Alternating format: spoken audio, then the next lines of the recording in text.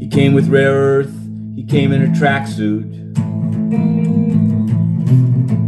How do they mine it? Do they go the frack route? He said he was evil, taking a pastor. If it was an ambush, it would have gone faster. Gaggle to contempt, but now no jail time. All swept away, at least till the next time. He said Uncle Sam should do what the French do. If he wanted a deal, this gambit he would rue.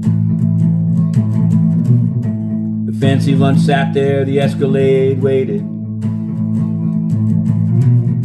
The so-called peace talks went from maybe to faded. Gaggle to contempt, but now no jail time. All swept away, at least till the next time. Okay, here we are, Matthew Russell Lee, Inner City Press, here at the Southern District of New York Courthouse. Today, Monday, February 24th, 2025. There's a lot going on. Now, on Friday, there was a case filed by the City of New York versus the Trump administration, actually just versus Trump et al., about money paid to the city. It was from FEMA, and it was apparently used for the Roosevelt Hotel on 46th Street. Now, the federal government jumped into the bank account and took the money back, and now Eric Adams has sued, which is also viewed as a sort of a, he's not controlled by the Trump administration. Look, he's suing for the money. So we're following that case. It was wheeled out to Judge Reardon, and we're all over it. There was also a decision on Friday by Judge Vargas here in the DOGE Treasury case, basically continuing an injunction on DOGE from accessing certain Treasury Department information. See how if they're going to take it to the Second Circuit, what they're going to do. Who knows? On the Eric Adams beat, case is not dismissed.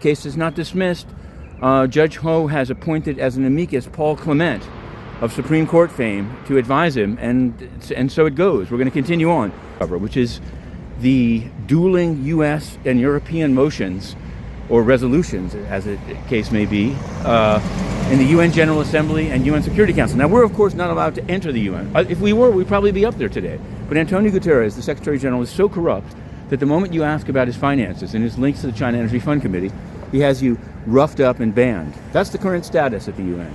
So we're going to be covering that. We might have to shift from the Java's coverage elsewhere. You'll see.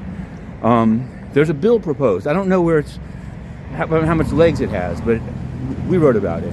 It's by Senators Mike Lee and others, and Mike Rogers in the House. And it's called the Defund Act, and it basically would end the diplomatic immunity of UN officials. It has some other things, it's basically defunding, of course. But I think that the ending of the immunity would be half the battle, and I think that that is something that probably, if some of these nominees are confirmed, I don't see why they can't end the immunity. And immunity is impunity. That's why they're allowed to ban the press, because they're not subject to the First Amendment. That's why they say that they're immune for having assisted in the October 7th attack, meaning that the court can't even consider it. That's why they killed people in Haiti with cholera and didn't pay a penny. So we're rooting for that act, and we're going to continue to act on it. Here we are, or at least that portion of the act. Inner City Press. We're at the SDNY, to be continued.